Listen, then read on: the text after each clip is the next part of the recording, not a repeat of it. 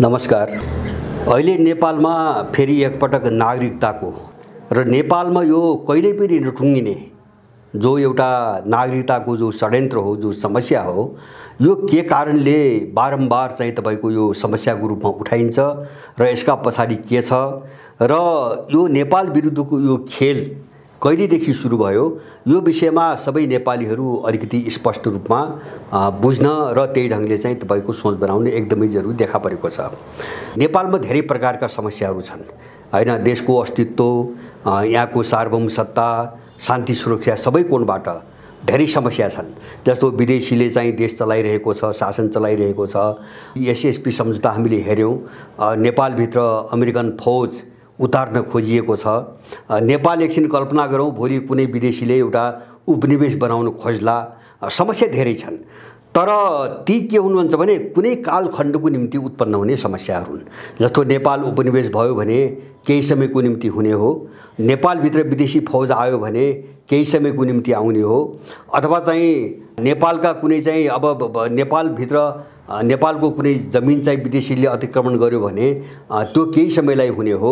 तर चाहिँ विदेशीहरूले नागरिकता लिए र यो देशमा आएर बसोबास गरे भनेपछि त्यो समस्या सहज ढङ्गले चाहिँ समाधान गर्न नसकिने भएर जान्छ र त्यो देशको एउटा चाहिँ तपाईको मृत्युको अथवा सार्वभौम सत्ताको विखण्डनको एउटा सबैभन्दा खतरनाक हतियार बन्छ। र नेपाल यति बेला जुन राष्ट्रिय सङ्कटको चरणबाट गुज्रिरहेको छ, अब यो सङ्कटभित्रको सबैभन्दा खतरनाक पाटो र सबैभन्दा डरलाग्दो चाहिँ समस्या भनेको नागरिकता समस्या हो। त्यसैले मेरो आफ्नो विचारमा नेपालको राष्ट्रिय सङ्कट भनेको मूलभूत रूपमा, सारभूत रूपमा नागरिकता सङ्कटै हो हैन। जस्तो नेपाललाई पुरै जो विदेशीकरण गर्ने अभियान चलिरहेको छ, यसले चाहिँ नेपालीहरूलाई अल्पमतमा पारेर कसरी विदेशको हातमा सुम्पने भन्ने एउटा ठुलो जियान धेरै पहिलेदेखि भएको छ। अब अलिकति यसको चिरफार गरौँ। यो अहिलेको प्रयास हो, यो अहिलेको उठेको कुरा हो वा यो पहिलेदेखि उठेको थियो भन्ने कुरा हामीले हेरौँ। जस्तो नागरिकता समस्या सबैतिर छन् फाटफुट रूपमा। नागरिकताबाट वञ्चित मान्छेहरू अथवा लिन नचाहेका मान्छेहरू अथवा नलिएर बसेका हेलचक्राइ गर्ने मान्छेहरू तपाईको पहाडमा पनि छन्, हिमालमा पनि छन्, तराईमा छन् हैन। अब ती मान्छेहरू जो नेपालीहरू हुन्, कुनै पनि बेला सिडिओ कार्यालयमा गएर अथवा स्थानीय प्रशासन कहाँ गएर नागरिकता लिन सक्छन्, कसैलाई रोकटोक छैन। तर मानव नागरिकता समस्या तराईको मात्रै हो हैन। यो चाहिँ तपाईको बाहिरबाट आएका मान्छेहरू मात्रै पीडित छन्, अथवा चाहिँ अर्को अर्थमा भन्यो भने मधेसी भनिने तबकालाई नागरिकता दिइँदैन भनी हौवा खडा गरेर जो एउटा चाहिँ तपाईको इन्डियनहरूलाई नागरिकता दिने प्रपञ्च नेपालमा सुरु भएको छ, यो चाहिँ साह्रै डरलाग्दो चाहिँ समस्या हो नेपालको निम्ति। र पछिल्लो कालमा यो विषय इन्डियनहरूको मुद्दा मात्रै रहेको छैन। विशेष गरेर 63 सालपछि अब चीन विरोधी रणनीतिमा इन्डियालाई उपयोग गर्ने एउटा योजनाबाट पश्चिमाहरू पनि यो मिसनमा जोडिएका छन्।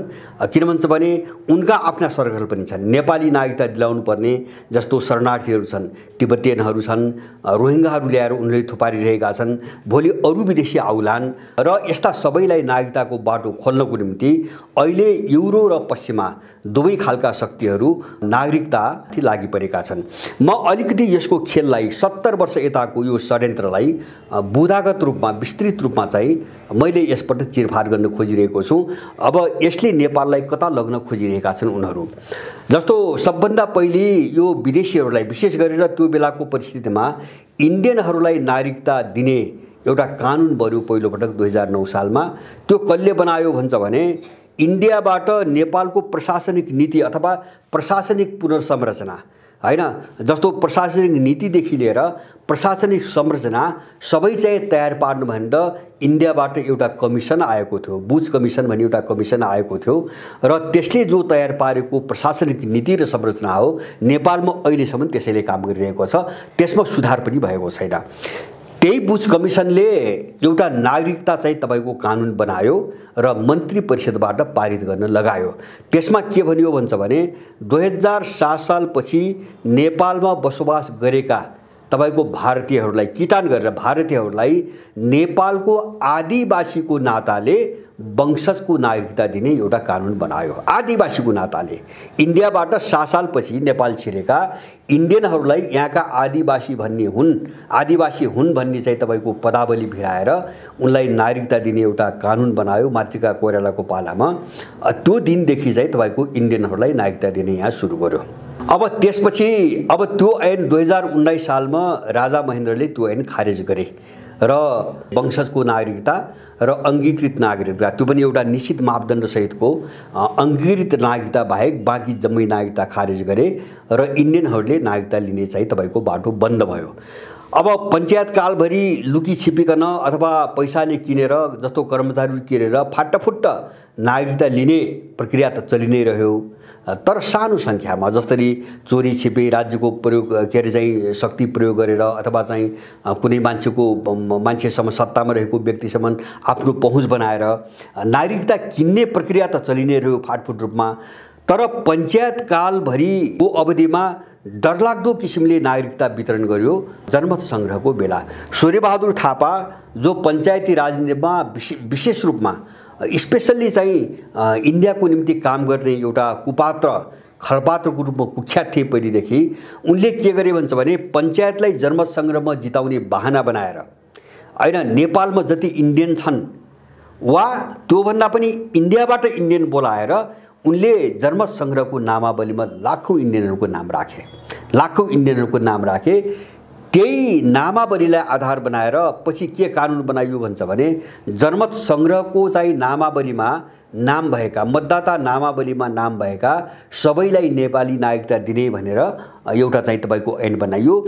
त्यसले चाहिँ लाखौँ इन्डियनहरूलाई नागरिकता दियो। सूर्यबहादुरको त्यो खेलबाट इन्डियनहरूले लाखौँ तपाईँको उसलाई चाहिँ तपाईँको नागरिकता दिलाए। म एउटा तथ्याङ्क राख्छु, त्यो नागरिकता चाहिँ दिइसकेपछि 2037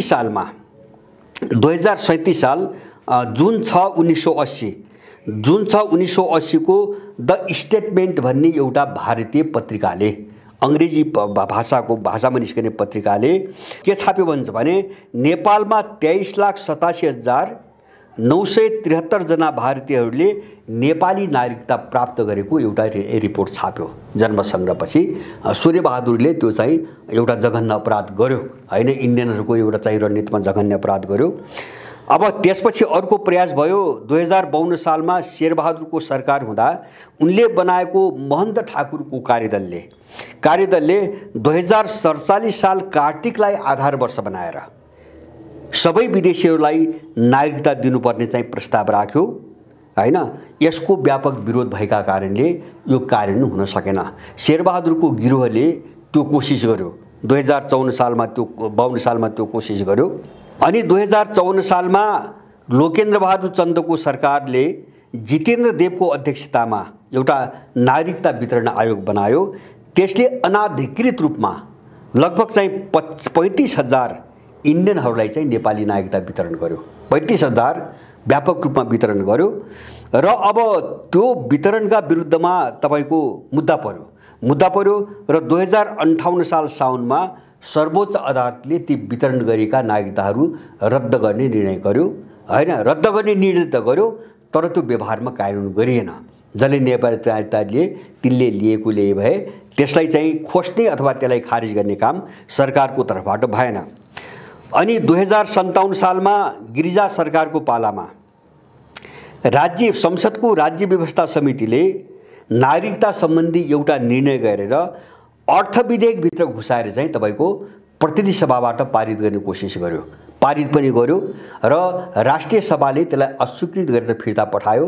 त्यसपछि प्रतिनिधि सभाले फेरि चाहिँ तपाईको चाहिँ बैठकमा राखेर त्यसलाई पारित गर्यो, दोस्रो पटक पारित गर्यो। दोस्रो पटक पारित गरिसकेपछि राष्ट्रिय सभाले त्यसलाई चेक गर्ने ठाउँ थिएन हैन। त्यो विधेयक कानुन पारित गर्यो विदेशीलाई नागरिकता दिने हिसाबले। अनि त्यसपछि त्यो चाहिँ राजा वीरेन्द्रले सर्वोच्च अदालतमा राय सुझाव माग्नको निम्ति त्यो चाहिँ पठाए। जस्तो यस्तो कानुन बनाएर विदेशीहरूलाई नागरिकता दिनु उचित हो कि होइन, त्यो संवैधानिक रूपमा ठिक छ कि छैन भनेर उनले राय मागे। राय मागेपछि सर्वोच्च अदालतले त्यसलाई असंवैधानिक घोषित गर्यो र त्यो चाहिँ त्यही तुहियो। गिरिजाको त्यो कोसिस पनि त्यही तुहियो। अब त्यसपछि अब यो चारवटा हामीले जो प्रयास गर्छौं नि 37 सालमा सूर्यबहादुरको पालामा जतिले लिए, त्यसपछि 52 सालमा शेरबहादुरको पालामा, 54 सालमा लोकेन्द्र बहादुर चन्द प्रधानमन्त्री र वामदेव गृहमन्त्री, वामदेव गौतम गृहमन्त्री थिए, उनको पालामा चाहिँ बाँडिएका 35,000 नागरिकता र 57 सालमा गिरिजाबाट भएको कोसिस, यो तीनटै प्रयासहरूलाई भित्रबाट चाहिँ राजाले असफल बनाएका थिए। अब कुनै चाहिँ व्यापक विरोधको माध्यम प्रयोग गरेर, कुनै सर्वोच्च अदालतबाट राय मागेर अथवा विभिन्न दबाब दिएर असफल बनाए। अब यिनको निम्ति चाहिँ तपाईँको बाटो खुल्यो 12 बुँदे समझदारीमा, हैन? अर्को आक्रमण 12 बुँदे समझदारीमा भयो। 12 बुँदे समझदारी चारवटा मुद्दामा इन्डो पश्चिमा शक्तिहरूको एउटा सहकार्यको चाहिँ तपाईँको बिन्दु हो, हैन? जस्तो माओवादी र चाहिँ संसदवादीहरूलाई सरकारमा पुर्याइदिने अथवा चाहिँ उनको हातमा चाहिँ सत्ता ल्याइदिने शर्तमा उनीहरूले विशेष गरिकन चारवटा मुद्दामा, अरू पनि धेरै छन् मुद्दा, तर विशेष गरिकन चारवटा मुद्दामा इन्डियन र पश्चिमाहरूको सहकारी थियो। जस्तो पश्चिमाहरूको मुद्दा के थियो भन्छ भने संघीयता र धर्मनिरपेक्षता। यसलाई इन्डियाले सघाउनु पर्ने, समर्थन गर्नुपर्ने। र दोस्रो इन्डियनहरूको के थियो भन्छ भने नागरिकता र तपाईँको गणतन्त्र, राजा फाल्नुपर्ने। किन भन्छ भने अब यो 3-4 पटक राजाले नागरिकता रोकेको अनुभव त उनलाई थियो। त्यसकारणले गर्दाखेरि इन्डियनहरूलाई नागरिकता दिनुपर्ने एउटा शर्त र दोस्रो चाहिँ राजतन्त्र फ्याँक्नुपर्ने। यो दुईवटा मुद्दामा उनको बिचमा चाहिँ जो कम्प्रोमाइज भएको थियो, समझदारी बार्गेनिङ भएको थियो, त्यही चाहिँ बार्गेनिङ अनुसार दुवै पक्ष, इन्डियन पक्ष र पश्चिमा पक्ष चाहिँ संसदवादी र माओवादीलाई सघाएर सत्तामा ल्याउन चाहिँ तपाईँको मन्जुर गरेका थिए। अनि त्यसपछि तर त्यो लेखिएन, समझदारीमा लेख्ने पनि कुरा थिएन। त्यसैको परिणाम के भयो भन्छ भने 2063 सालमा जन्मको आधारको 2047 साल चैत्र मसान्तलाई आधार वर्ष बनाएर अथवा 2047 साल चैत्र मसान्तभित्र नेपालमा जन्मेका सबै व्यक्तिहरूलाई जन्मको आधारको नागरिकता दिने भनेर एउटा चाहिँ कानुन बनाइयो र अन्तरिम संविधानमा जारी गरियो। अब त्यो जारी गरिसकेपछि बारम्बार यी कुराहरू आइसकेका छन्। झन्नै 40 लाख इन्डियनहरूले नागरिकता लिए। त्यतिले पनि यिनलाई पुगेन। अनि चाहिँ हामीले सुनेका छौँ 2000 अब चाहिँ मैले भने 37 सालमा इन्डियन पत्रिकाले निकालेको 23 लाख झनै 24 लाख चाहिँ नागरिकता इन्डियनलाई दिएको नागरिकता।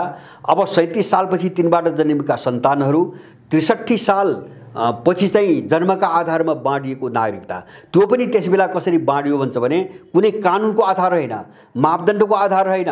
तपाईँ हामीलाई थाहा छ नेपालको सिमाना खुला छ। इन्डियाबाट नेपालमा कति मान्छे आउँछन् र जान्छन् भन्ने अभिलेख राख्ने चरण पनि छैन।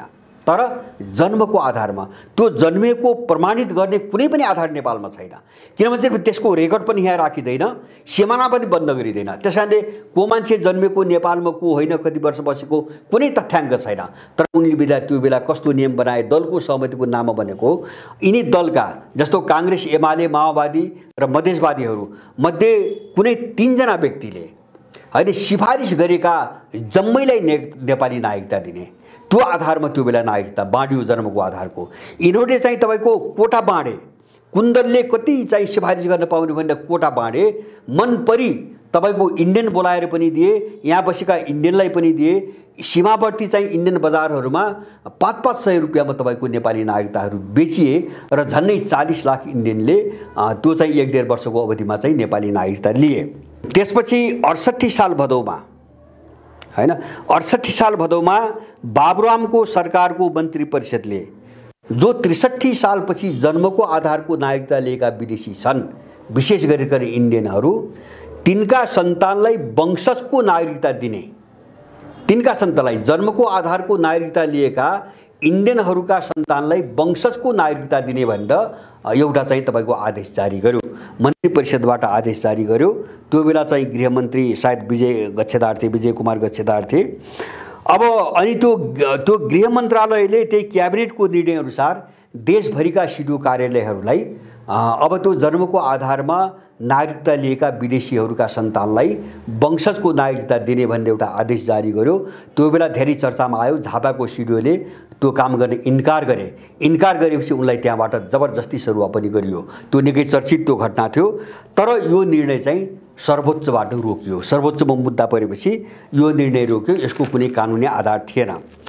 अनि चाहिँ तपाईँको हामी कहाँ आउँछौँ त भन्छ भने, अब मैले भने 2037 सालपछि व्यापक रूपमा 63 साल र त्यस पछाडि तपाईँको जति नागरिकता दिए त्यसैको परिणाम 72 सालमा संविधान जारी हुँदा जो इन्डियाले त्यो बेला नाकाबन्दी लगाएको पनि हामीलाई थाहा छ। त्यसपछि उनले हाम्रा कुराहरू राखेनन् भनेर जो नागरिकतालाई एकदमै खोकुलो बनाएर चाहिँ पुरै इन्डियनहरू जति आउँछन् उनलाई नागरिकता दिलाउन कोसिस गरेका थिए। त्यो भएन भनेर उनले सुषमा स्वराज त्यसबेला चाहिँ इन्डियाको विदेश मन्त्री उनले के भनेका थिइन् भने यहाँका मान्छेहरू दलालहरूसँगको भेटघाटमा हामीलाई नेपालमा बसोबास गर्ने 1 करोड भारतीयहरूको भविष्यको बारेमा चिन्ता छ हैन, किन नेपालको संविधानले यिनीहरूलाई सम्बोधन गर्नुपर्छ। हामीलाई 1 करोड शब्द नै उनले आफ्नो मुखबाट किटान गरेकी थिइन्। यसबाट पनि के बुझिन्छ भन्छ भने इन्डियनहरू 1 करोड इन्डियनहरूले नेपालको नागरिकता लिइसकेका छन्। उनीहरू त्यो रणनीतिमा आए।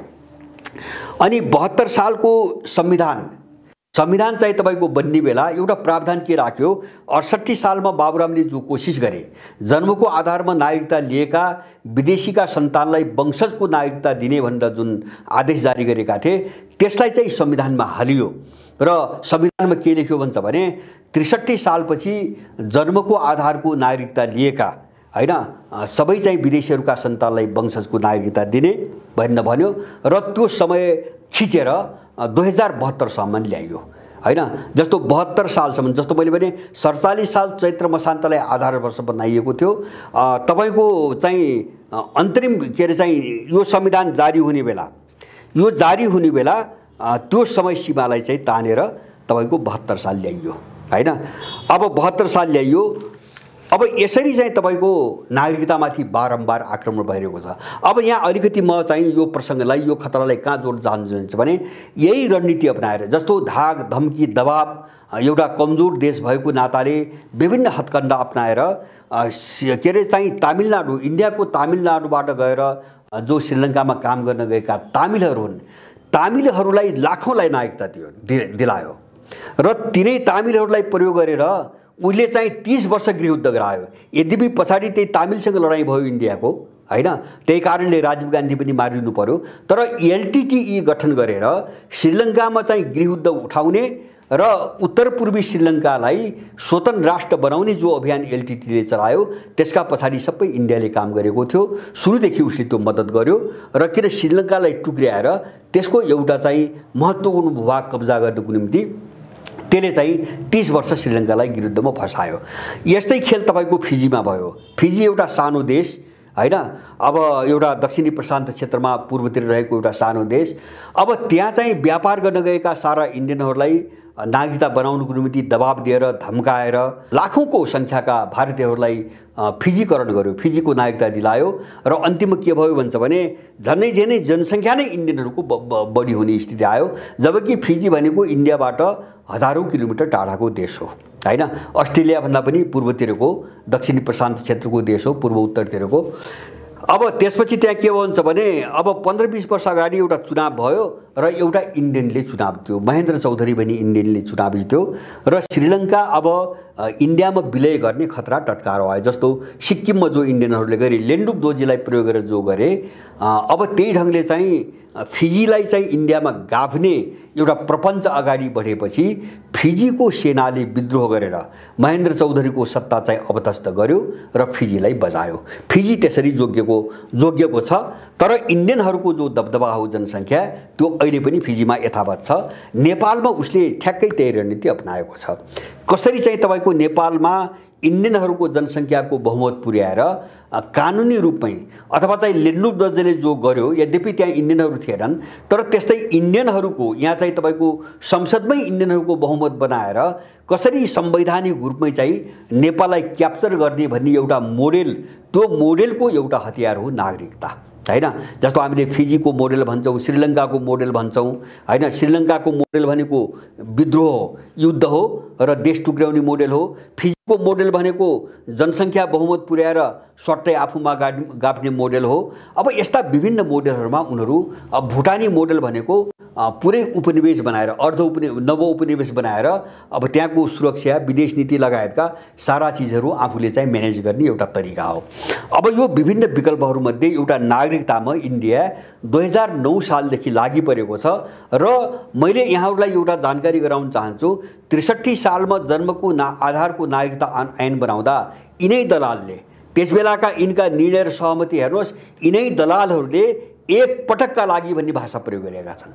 एक पटकका लागि यो नागरिकताको समस्या समाधान गर्न जन्मको आधारको नागरिकता ऐन बनाउने भनेर भनेका छन्, तर त्यो टुङ्गेन। हामीले देख्यौँ त्यो 63 सालमा बनाएर टुङ्गेन, त्यो निरन्तर उठ्दै आएको छ। किन? यो नेपालमाथिको तपाईँको तरबार हो, नेपालमाथि सोझाइएको एउटा तरबार हो। यो कहिल्यै पनि नटुङ्गिने चाहिँ तपाईँको हतियार हो।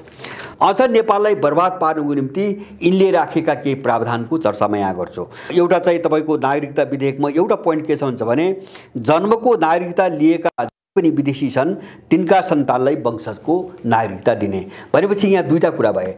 एउटा चाहिँ विदेशी र नेपालीका बीचको अन्तर मेटाउने, पहिचानको कोणबाट त्यो अन्तर मेटाइदिने हैन, र दोस्रो कुरो अधिकारको कोणबाट पनि त्यो अन्तर मेटाइदिने, किन विदेशी र नेपाली भन्ने चिजको अन्त्य गरिदिने। अब यो दुवै कोणबाट र भोलि चाहिँ तपाईँको जस्तो विदेशीहरूको अतिक्रमणबाट नेपालमा यस्तो समस्या आइरहेको छ भन्ने कुरा नेपालीले नबुझोस् भनेर जस्तो सबैलाई वंशजको नागरिक बनाइदिइसकेपछि त नागरिकता हेरेर त मान्छेलाई चिन्दैन अनि त्यो विदेशी खेललाई चाहिँ तपाईँको विरोध गर्ने वा चिन्ने बाटो पनि बन्द गरिदिने। यो हिसाबले चाहिँ जन्मको आधारमा नागरिकता लिएका व्यक्तिहरूका सन्तानलाई अब वंशजको नागरिकता दिने एउटा अहिलेको विधेयकमा प्रावधान त्यो छ जो संसदमा लगिरहेछ।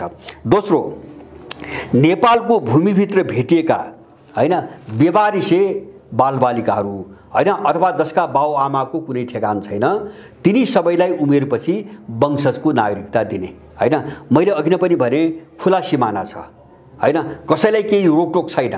जस्तो इन्डियाले 63 सालपछि के गर्यो, जन्मको आधारको नागरिकता ऐन पारित भएपछि के गर्यो इन्डियाले भन्छ भने इन्डियामा चाहिँ तपाईँको के अरे चाहिँ डेलिभरी अथवा गर्भवती भएका महिलाहरूलाई अहिलेसम्म त्यही खेल्छ इन्डियाको तराईमा, अहिलेसम्म 63 सालदेखि उनीहरूलाई धमाधम चाहिँ तपाईँको के अरे चाहिँ तपाईँको प्रसुति हुने बेला बच्चा जन्माउने बेला नेपालका चाहिँ सिमानाका चाहिँ अस्पताल र क्लिनिकहरूमा पठाउने, त्यहाँ बच्चा जन्माउने, बच्चा जन्मेपछि जन्म दर्ता त गर्नु पर्यो अनि जन्म दर्ता नेपालमा हुने भयो। उनी बच्चा जन्माए, नेपालमा जन्मेको प्रमाणपत्र बोके, उनी इन्डिया गए। अब 16 वर्षपछि तिनका सन्तान नेपाली नागरिकता माग्न आउँछन्, किन खुला सिमाना खुला छ, कसैलाई रोकटोक छैन।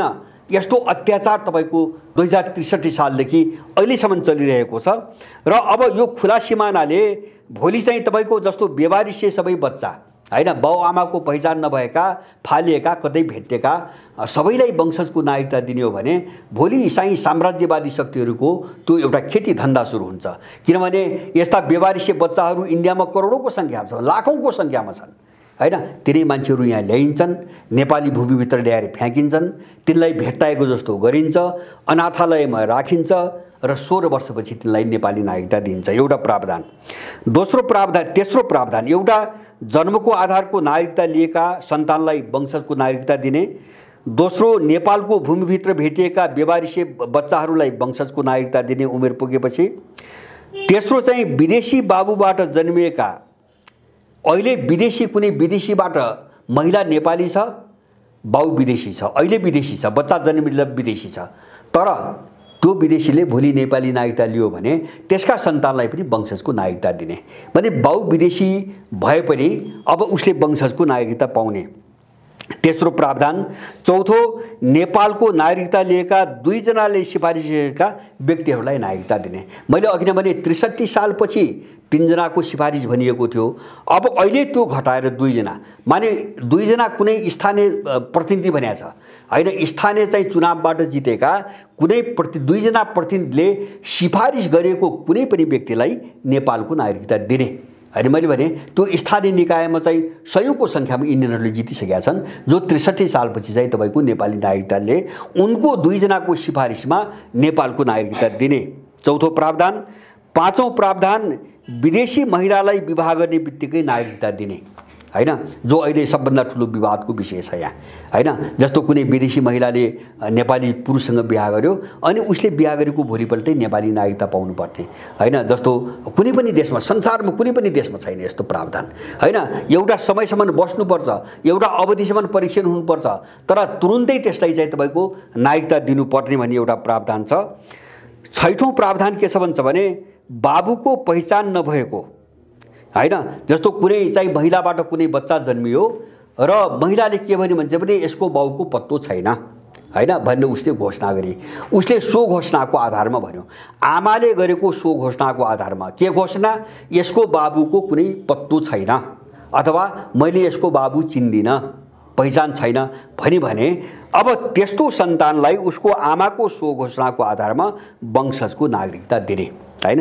यिनी प्रावधान राखेर अहिले कानुन बनाउन खोजिएको छ। अब यो 6औं प्रावधान कति डरलाग्दो छ भन्छ भने अब बच्चा जन्माउने महिलाको चाहिँ लोग्नेको पहिचान चाहिँ हुँदैन भनेको के हैन। पहिले यिनी अनैतिक मान्छेहरूलाई हामी यो प्रश्न सोधौं हैन। जसको बच्चा चाहिँ बोक्छ आइमाईले अनि त्यो लोग्ने मान्छे पनि थाहा नहुने भनेको के भनेपछि यसले धेरैतिर हानिरहेको छ। यसले के हानिरहेको छ भन्छ भने जस्तो मैले एकपटक उठाएको थिएँ यो प्रावधान तपाईको जस्तो एमसीसीसँग जोडिएका यस्ता धेरै प्रावधान छन् हैन। जस्तो एमसीसीमा कहाँ जोडेको छ भन्छ भने एमसीसी परियोजनासँग सम्बन्धित व्यक्तिहरूले गरेका कुनै पनि अपराध, हत्या होस् वा चाहिँ बलात्कार, कुनै पनि अपराधमा नेपालको कानुन आकर्षित हुँदैन र नेपालले त्यस्तो व्यक्तिमाथि मुद्दा चलाउन वा गिरफ्तार गर्न सक्दैन भन्ने सम्बन्धका कुराहरू छन्। माने अब भोलि त्यो खेती सुरु हुन्छ। हामीले देशको संवेदनशीलता हामीले बुझेका छौँ। जस्तो राज्यले नियोजित रूपमा यहाँबाट सारा पुरुष विदेशी निकालिरहेको छ बेरोजगार बनाएर हैन। राज्यको एउटा नीति नै बनेको छ त्यो योजनाबद्ध रूपमा निकाल्ने, गाउँघरमा सबै महिलाहरू मात्रै छन् हैन। यो सबै चिजलाई हेरिकन उनले यो कानुन ल्याइरहेका छन्। कसरी नेपाली महिलाहरूलाई अधिकतम रूपमा विदेशीको गर्भ बोकाउने र बाबुको पहिचान छैन, किन भन्छ भने बाबुको पहिचान त हुँदैन, त्यो गलत ढङ्गले चाहिँ गर्भ बोकिन उसले विवाह गरेको त हुँदैन। विवाह नगरेपछि गलत ढङ्गले बोकेको गर्भलाई फल्नाको हो भन्ने उसले स्वीकार गर्न सक्ने अवस्था त हुँदैन। तिनी सबै सन्तानलाई वंशजको नागरिकता दिने र एक खालले नेपालको जो वंश परम्परा हो, जो कुल परम्परा हो, यसलाई पनि समाप्त पार्ने हैन। नेपालको जनसङ्ख्यालाई, नेपालको वंश परम्परालाई पुरै चाहिँ वर्ण संकर बनाउने र तपाईको हाम्रा संस्कार संस्कृति सभ्यताहरू सबै चाहिँ समाप्त पार्ने डिजाइनमा यो कानुन आएको छ। र यसले के भन्छ भने बाबुको पहिचान नभएको आइमाईले सो घोषणा गर्न पाउने भनिसकेपछि यसले आम नेपालीहरूलाई बजारको वेश्या बनाउन प्रेरित गरिरहेको छ र महिलाहरूलाई वेश्याका रूपमा परिभाषित गरिरहेको छ। र यसका पछाडि चाहिँ एनजिओले पालेका केही दुष्चरित्रका आइमाईहरू निकै सक्रिय छन् हैन। दुष्प्रवृत्तिका आइमाईहरू निकै सक्रिय भएर लागिरहेका छन्। अब यी प्रावधान राखेर नेपाललाई पुरै विदेशी जनसङ्ख्याको एउटा खेल मैदान बनाउने गरी अब त्यहाँ चाहिँ संशोधन सानातिना कुराहरू के जस्तो अघिल्लो पटक कानुनले जो संविधानमा राखिएका वा त्यसको आधारमा बनेका कानुनमा भएका केही शब्दहरूलाई चाहिँ संशोधन गरेको छ। जस्तो तिनी कानुनमा भएका छोराछोरी भन्ने शब्दको ठाउँमा व्यक्तिहरू राखेको छ।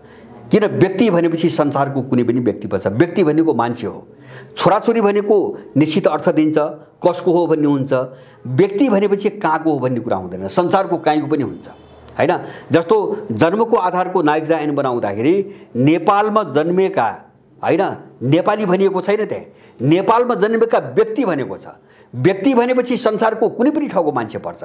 त्यसरी शब्दमा खेलेका छन् यिनीहरू। को एउटा संशोधन नेपालमा जन्म भई भन्ने प्रावधान त्यो कानुनमा त्यसलाई पनि हटाएको छ र मलाई लाग्छ यो नेपालमा पनि जन्मनु परेन। अब जस्तो यहाँबाट कुनै आइमाई चाहिँ विदेश गयो, उतैतिर गर्भ बोक्यो, बच्चा जन्मायो, त्यो नेपालमा जन्मेको पनि हुँदैन, उसको बाबुको पहिचान पनि हुँदैन हैन।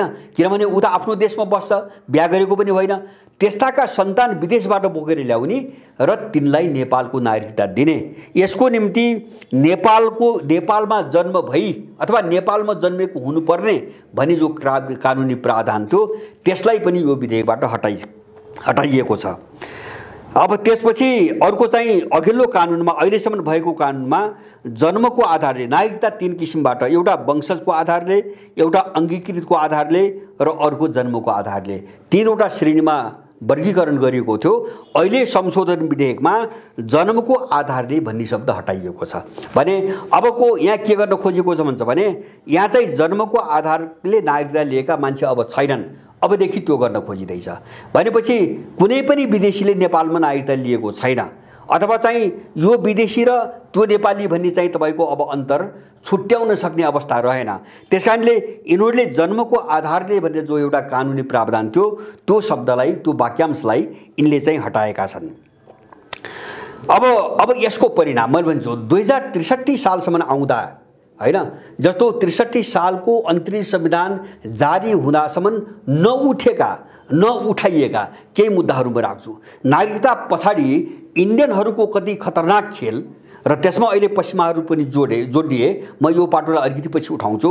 इन्डियनहरू कति डरलाग्दो खेल खेलिरहेका छन् भन्ने कुरा पाटो बुझ्नको निम्ति म एउटा कुरा उठाउँछु। जस्तो यो नागरिकता ऐन बनेर संविधानमा, अन्तरिम संविधानमा सामेल गरिन्छ कि गरिँदैन र त्यो चाहिँ कानुनमा अगाडि जान्छ कि जाँदैन भन्ने कुरा स्पष्ट नहुँदासम्म नउठाइएका र त्यो ऐन जारी भइसकेपछि सडकमा आएर चाहिँ तपाईको लागू गरेका के प्रावधान, जस्तो 63 साल यो ऐन बनेपछि इन्डियन दूतावासमा मधेसी मोर्चाको बैठक बोलाएर एउटा निर्णय गरियो। त्यो बेला 64 साल थियो, नेपालको सेनाभित्र 10,000 मधेसीहरू मात्रै रहेको एउटा बटालियन गठन गर्नुपर्छ।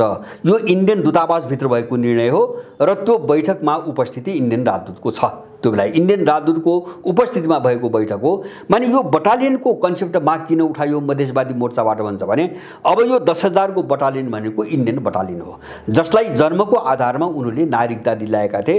त्यसको बटालियन बनाउने एउटा चाहिँ तपाईको वितरणा यहाँ सुरु भयो, यद्यपि त्यो सफल भएन। दोस्रो, समान जनसङ्ख्याका आधारमा निर्वाचन क्षेत्र निर्धारण गर्ने, त्योभन्दा अगाडि थिएन। तब जब चाहिँ नागरिकता ऐन जन्मको पारित भयो, अब त्यसले चाहिँ इन्डियनलाई चाहिँ नागरिकता दिने बाटो खोलेपछि अब तराईमा जति जनसङ्ख्या बढ्छ त्यो त इन्डियनकै बढ्छ। अब व्यापक रूपमा सिमाना खुला छ। त्यसपछि बरोबरी जनसङ्ख्याका आधारमा निर्वाचन क्षेत्र निर्धारण गर्ने चाहिँ तपाईको मुद्दा उठ्यो सडकमा। गिरिजाप्रसाद कोइरालाले त्यसमा सहमति गर्यो र पछि चाहिँ तपाईको कानुन संशोधन गरेर समान जनसङ्ख्याका आधारमा निर्वाचन क्षेत्र चाहिँ तपाईको निर्धारण गर्यो। त्यसैको परिणाम के भयो भन्छ भने दोस्रो पटकको संविधान सभाको चुनाव हुने बेला तराईमा मात्रै जम्मा लगभग चाहिँ 35वटा, मलाई लाग्छ देशभरि 35वटा निर्वाचन क्षेत्र बढेका थिए 63 सालपछि। तीमध्ये 28वटा तराईमा मात्रै बढेका थिए। 35वटा मध्ये 28वटा तराईमा मात्रै बढेका थिए। किन भन्छ भने तराईमा 40 लाख इन्डियनले नागरिकता लिइसकेको छ। अब उसको जनसङ्ख्या बढेपछि त्यो अनुसार बढेको जनसङ्ख्या अनुसार निर्वाचन क्षेत्र बढाउँदा त निर्वाचन क्षेत्र त बढ्ने भए। यसरी जनसङ्ख्या बढाउने, विदेशीको जनसङ्ख्या बढाउने अनि जनसङ्ख्या आधारमा निर्वाचन क्षेत्र तय गर्ने भन्ने, निर्वाचन क्षेत्र पनि बढाउने। अब भोलि के हुने भयो भन्छ भने मानुस 10-15 वर्षपछि के भन्छ भने अहिले सुषमा स्वराजले 1 करोड चाहिँ भारतीय छन् भनेर उनले आफ्नो मुखबाट बोलिसकेकी छन्। मानव 10 वर्षपछि भारतीयहरूको सङ्ख्या 2 करोड पुग्छ। त्यसपछि अब निर्वाचन क्षेत्र बढ्दै जाने हो भने नेपालको संसदमा इन्डियनहरूको अटोमेटिकल्ली बहुमत हुन्छ। हो इन्डियनहरूको खेल त्यहाँ छ।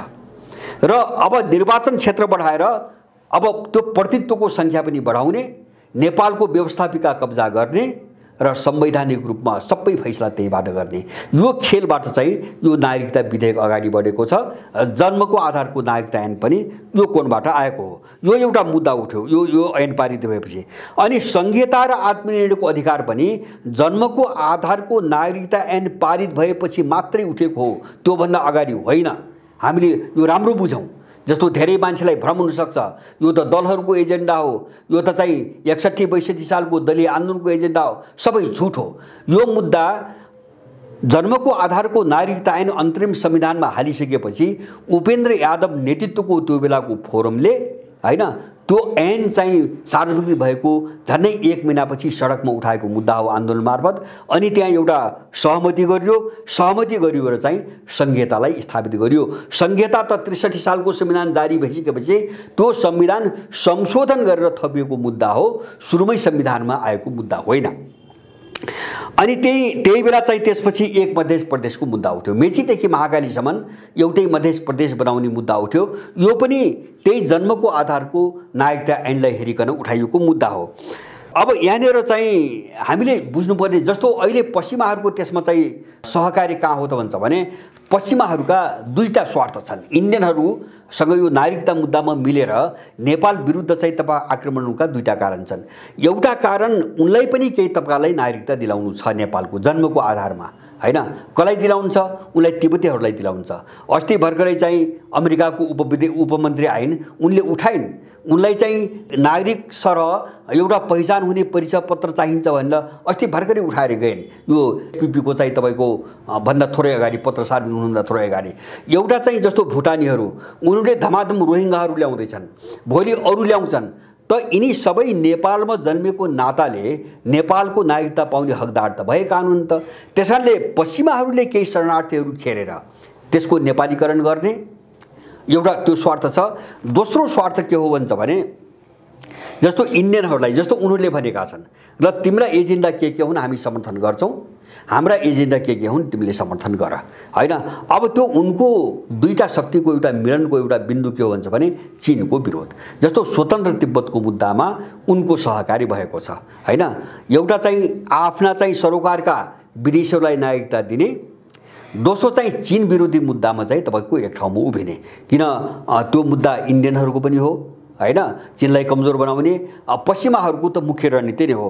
अब यसमा चाहिँ पश्चिमाहरूले चाहिँ सहकारी गरिरहेका छन् इन्डियनसँग। त्यसकारणले नागरिकताको अहिलेको मुद्दा, जस्तो यो पछिल्लो कालमा मैले भने यो विधेयक आउँदा योभन्दा अगाडि त्यति देखिँदैन, स्पष्ट रूपमा देखिँदैन, तर यो विधेयक यसरी प्रस्तुत गरियो कि जो चाहिँ पश्चिमासँग सम्बन्धित एजेन्डाहरू यहाँ धेरै घुसेका छन् अहिले। जस्तो अब त्यो पश्चिमा एजेन्डा कहाँ हुन् भन्छ भने बाबुको पहिचान नभएका अथवा उसको आमाले यसको बाबुको चाहिँ पत्तो छैन, म चिन्दिनँ, अथवा चाहिँ यसको ठेगाना थाहा छैन भनेर तर यिनी मेरा सन्तान हुन्, मेरा बच्चा हुन् भनी सो घोषणा गरी भने त्यसका सन्तानलाई वंशजको नागरिकता दिने भनी यो एजेन्डा विशेष गरिकन एनजिओहरूसँग जोडिएको मुद्दा हो, हैन?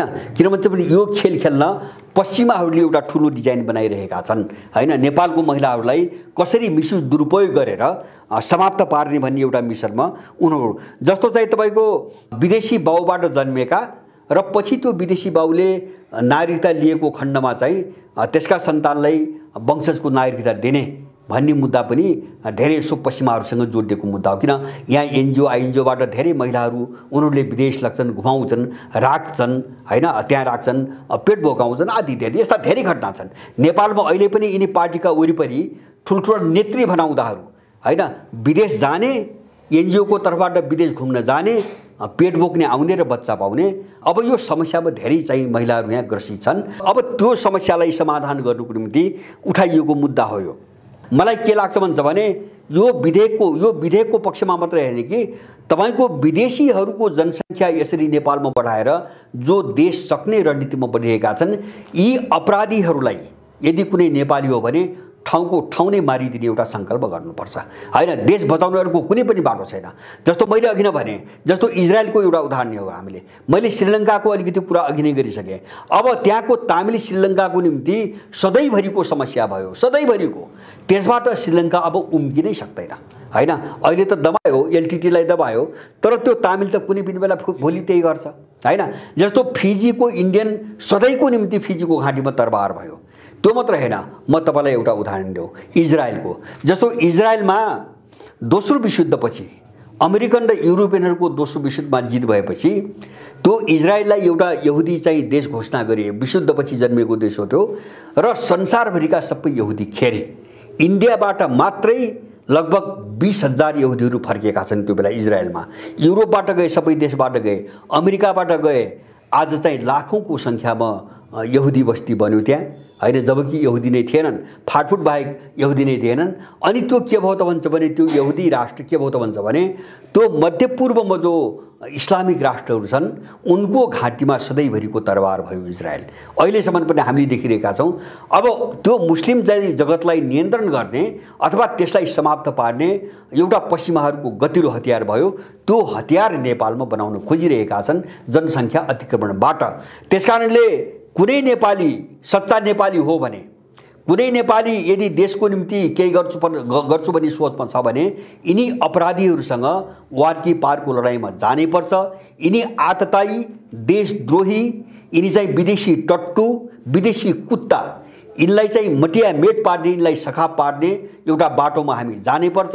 त्यति मात्र हैन, मेरो यहाँहरू सबैलाई अनुरोध के छ भने दलहरूको भ्रष्टाचार, स्वेच्छाचारिता, दण्डहीनतालाई विरोध गरेको चाहिँ स्वाङ पारेर यस्ता मुद्दाहरूमा नबोल्ने, जो वैकल्पिक शक्तिको नाममा खेल्न खोजिरहेका छन्, त्यस्ता दुष्टहरूलाई पनि ठाउँको ठाउँमै चाहिँ उठ्न नदी चाहिँ समाप्त पार्नुपर्छ।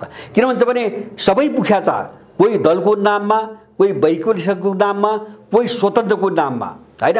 यो सबै अत्याचारलाई चाहिँ जोगाइराख्ने, अगाडि बढाइराख्ने, नबोल्ने, तर एकअर्कालाई गाली गरेर बरु पपुलिस्ट बन्न खोज्ने, लोकप्रिय बन्न खोज्ने, मत बटुल्ने र नेपाललाई फेरि अर्को कोणबाट चाहिँ एउटा धरापमा जाग्दिने यस्तो खालको षड्यन्त्र नेपालमा फेरि तीव्र बनेको छ। यसप्रति हामी सबै होशियार हौं र यो नागरिकता ऐनको विरुद्धमा हामीले विश्वव्यापी रूपमा एउटा अभियान चलाउन सकेनौं भने हाम्रो देश ठूलो दुर्घटनामा पर्छ।